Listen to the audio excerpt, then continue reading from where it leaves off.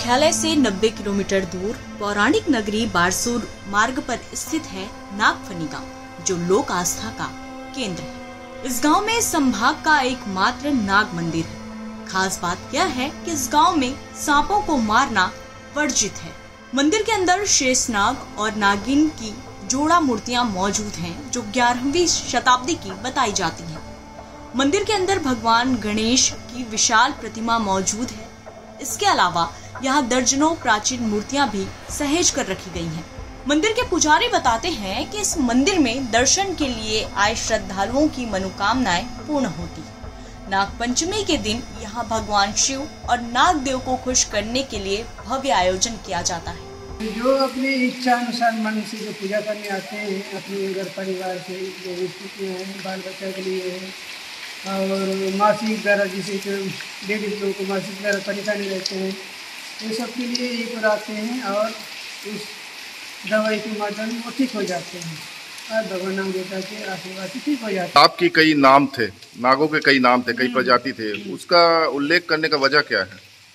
उन नाग का इसीलिए हुआ है, नाग कई प्रकार के नागों का, कि कई प्रकार के नागों का दोष लगते हैं, अलग अलग नामों का दोष लगते हैं। उनका जो पंचकार है वो देख करके बताते हैं इस नाग का जो मेरा दोष है।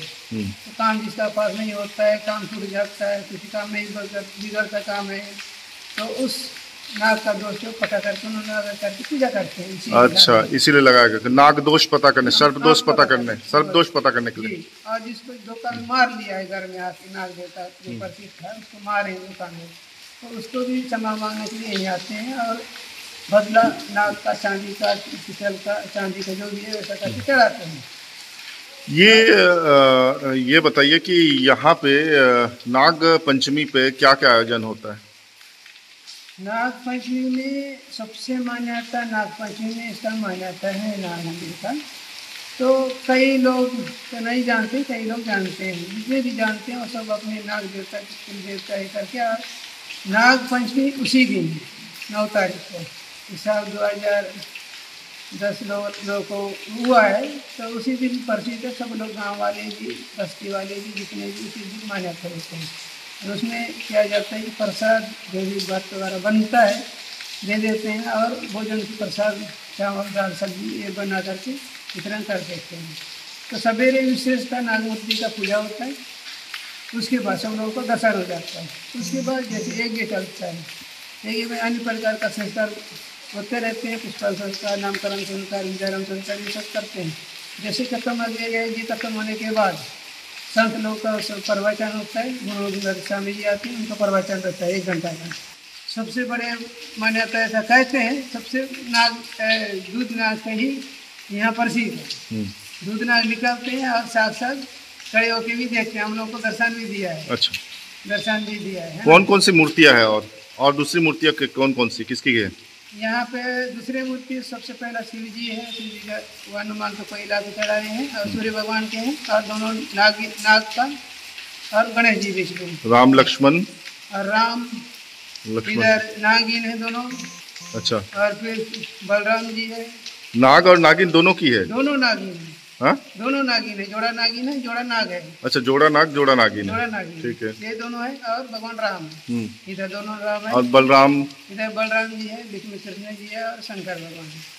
यहाँ भी भगवान भैरव बाबा का प्रतिमा है, और नाग देवता है छोटे।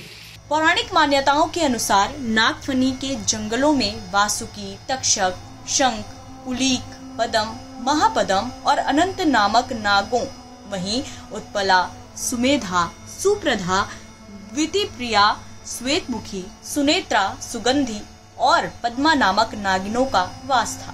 कालांतर में नागवंशी राजाओं ने ही इस नाग मंदिर को बनवाया था। बता दें, नागफनी के जंगलों में मवेशियों को चराना मना है, क्योंकि कहा जाता है कि इस वन प्रांत में अभी भी दुर्लभ प्रजाति के नाग पाए जाते हैं।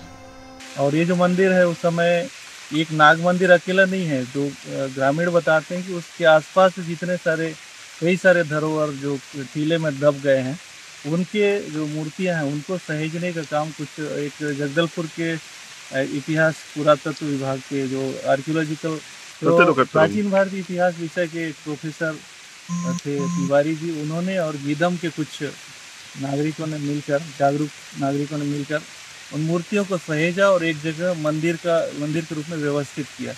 मंदिर में और भी कई सारी प्राचीन मूर्तियाँ मिलती हैं, आप भी देख सकते हैं। और इन धरोहरों का संरक्षण करने की ज़रूरत है और इसे व्यवस्थित रूप में लंबे समय तक संरक्षित किया जाना चाहिए। नागफनी का मंदिर विभिन्न प्रजातियों के वन औषधियों के लिए भी चर्चित है। ग्रामीणों का कहना है कि शिव धाम होने से इलाके में शिवलिंगी नामक दुर्लभ वन औषधि की बहुलता है। शिवलिंगी की आकृति हूबहू छोटे से शिवलिंग की तरह होती है। क्षेत्रवासी विभिन्न धार्मिक संस्कारों के उद्देश्य से यहाँ जुटते हैं। हम पहुंच चुके हैं बस्तर की पौराणिक नगरी बारसूर में, और बारसूर के प्रवेश से पहले हम यहाँ खड़े हैं नागफनी गांव में। नागफनी गांव की विशेषता मैं आपको बता दूं। दरअसल यहाँ पे नाग देवता का एक प्राचीन मंदिर स्थित है, जो यहाँ के लोक आस्था का बड़ा केंद्र भी है। यहाँ न सिर्फ शेषनाग की बल्कि नागिन की भी प्रतिमा जो 11वीं शताब्दी की बताई जाती है वो मौजूद है। इसके अलावा श्री गणेश के साथ ही भगवान श्री राम, लक्ष्मण, श्री कृष्ण, बलराम की भी जो दुर्लभ प्रतिमा है वो यहाँ मौजूद है। मंदिर से जुड़ी कई किंवदंतियां भी है। इसके अलावा प्रतिवर्ष नाग पंचमी पर यहाँ भव्य मेले का आयोजन भी होता है। आस्था स्वरूप लोग यहाँ पहुँचते हैं। इसके अलावा शब्द दोष के निवारण के उद्देश्य से भी इस मंदिर पर मत्था टेकने लोग पहुँचते हैं। मंदिर से जुड़ी कई किंवदंतियां भी है, कई कहानियां